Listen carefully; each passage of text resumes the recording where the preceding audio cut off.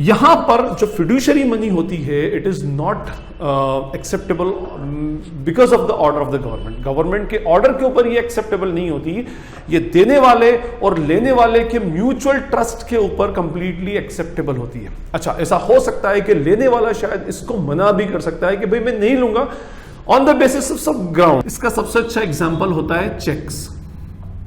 जो बैंक में चेक के थ्रू आप पेमेंट करते हैं तो वो चेक जो होता है वो म्यूचुअल ट्रस्ट के ऊपर बेस्ड होता है। लेट्स सपोज यहां पर दो पार्टीज हैं, मिस्टर एक्स और मिस्टर वाई। मिस्टर एक्स ने मिस्टर वाई को 1 लाख रुपीस का चेक दिया।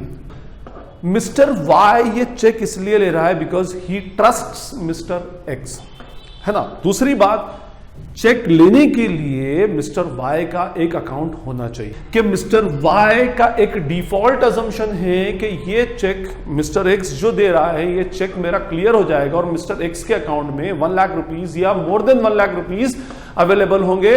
अब मैं जो कह रहा था कि इसके अंदर इंकार करने का जो आता है, उसमें डिनाई करने का जो पॉइंट आता है वो इसलिए होता है कि भाई मिस्टर एक्स ने मिस्टर वाई को कहा कि मैं आपको चेक के थ्रू पेमेंट करूंगा, तो हो सकता है वो मना कर दे कि नहीं, चेक के थ्रू पेमेंट नहीं लूंगा मैं क्योंकि मेरा कोई बैंक अकाउंट ही अवेलेबल नहीं है।